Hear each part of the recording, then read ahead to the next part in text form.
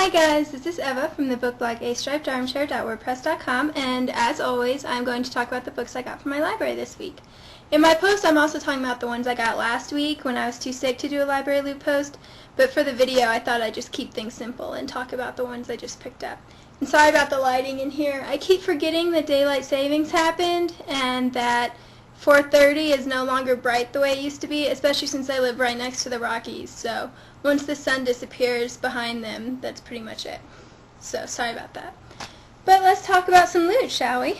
First up, my very first DVD on a vlog, Veronica Mars, Season 1. I asked you guys for TV on DVD recommendations a while ago, and if you look, you can see which ones I picked from the library, and I have other ones on hold, others my library didn't have. But Veronica Mars sounded really interesting. I actually got to see the pilot was free on demand on my digital cable, and I really liked it, so I'm excited to see more.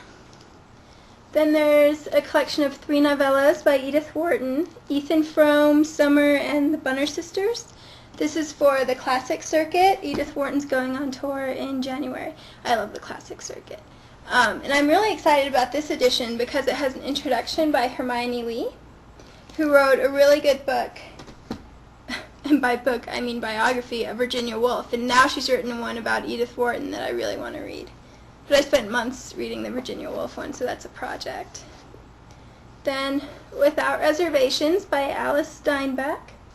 This is a travelogue. It was recommended to me by Jill of Fizzy Thoughts. She's like a travelogue connoisseur, so I always listen to her. Agamemnon's Daughter, a novella and stories by Ismail Kadar. I don't know how Albanians pronounce their names. I didn't realize that it won the Man Booker International Award, but that's what the little sticker says. Doesn't really match the feel of the rest of the cover at all. But it's for the November Novella Challenge. I'm really excited about it. I love that title. I love all the stories from ancient Greece. Then Once Upon a Quinceañera by Julia Alvarez. This is for the Women Unbound Challenge. It's a nonfiction look at the quinceañeras of Latina girls in the U.S. In case you didn't grow up in Texas, when Latina girls turn 15, their birthday is a huge celebration, and the parties are really big and a lot of fun, and obviously the girls wear really poofy white dresses. There are shades of First Communion almost in it, but yeah, I'm excited to read about that. I'm loving the Women Unbound Challenge and the books I'm reading for it. The Gates by John Connolly. I'm sorry, I'm losing my voice. I don't know why. This is because I loved Nocturnes and I loved The Book of Lost Things, both of which he wrote and I own. And this one has a similar cover, so I'm thinking it will be similarly lovable. The Farming of Bones by Edgewick Danticat. This is for the Caribbean Challenge, which I've been really enjoying this year. And it's my first time reading Danticat. I'm really excited. I've heard only good things about her, and I got another book of hers a couple weeks ago at my Friends at the Library sale. Wednesday is Indigo Blue. Let's get that a little closer. Which is co-written by Richard Sitawick and David Eagleman. I was searching my library catalog for something else, and this popped up. And the subtitle is Discovering the Brain of Synesthesia. That's a tricky word to say. Anyway, I'm a fan of neuroscience pop books, although I know real neuroscientists are probably cringing the way I do with Russian stuff. Anyway, and I've always found synesthesia fascinating. I wish that I had it. I think it'd be so cool.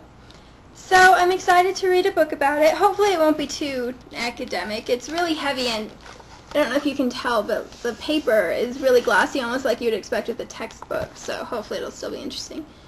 Well, that chapter is entitled Auras, Orgasms, and Nervous Speeches, so that certainly sounds intriguing. And it has a quote by Oliver Sacks on the cover, so anything my future husband endorses. Angels of Destruction by Keith Donahue, which I just saw that he had another book out. I loved The Stolen Child.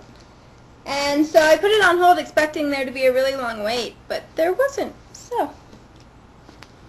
Zero, The Biography of a Dangerous Idea by Charles Seif. This is for the Science Book Challenge. And also, I'm sorry, that might be the funniest author picture ever. Can you see that? Anyway, Anyway, a couple weeks ago when I was sick, I had like no nonfiction out from the library, and it made me really sad because I couldn't read as much of it as I normally do. So I went on a bit of a nonfiction holds kick, and most of them came in last week, but a few are still trickling in. The Shadow of the Sun by, I'm going to butcher this even though I speak Russian, I have no clue what I'm doing around Polish, Ryszard Kapuscinski? I know that the stress is usually on the penultimate syllable, but after that I'm clueless. Anyway, this is for the Lost in Translation Challenge because it was originally written in Polish. And he, I'm going to avoid his name for the rest of this discussion, is like a really famous Polish foreign journalist. And this book is about his years in Angola. And he arrived there in the 50s, right after most African countries received their independence. So that should be really fascinating. And finally, we have Changing My Mind by Zadie Smith. These are essays. This is for the Women Unbound Challenge as well. I really need to read Zadie Smith's novel On Beauty, especially when Anna said that it was based on Howard's End, which I read and loved earlier this year. But a couple people had mentioned her essay collection, and it sounded really interesting. And for Women Unbound, I'm trying to read only nonfiction, so I'm surprised it already came in, but there you go. And that's my library loot for the week. Oh, actually, I happen to have my library bag. I know I've mentioned showing it in a vlog before, but there you go. It's from Target. It was on their like dollar section, you know, when you first walk in. And I was there with my niece one day, and I don't know, 3-year-olds cannot be dragged away from the dollar section, so she helped me pick it out. It's got a nice little pocket where I can keep my keys. And I can fit about 30 books in here. So usually I can fit them all. Occasionally I have to hold one or two, especially if I have some bigger graphic novels. But, yep, so that's how I transport all my books. See? Woo! This is getting ridiculous, but there you go. And when it's really full, I kind of look like a hunchback because of the way I have it over my shoulders. So if you're ever in the Rockies and you notice a short blonde girl looking as if she's about to be bowled over by the amount of books she's got stuffed in this bag, you'll be able to say hi. And there we go. I hope that you share your library loot as well, and I'll see you guys next week. Bye.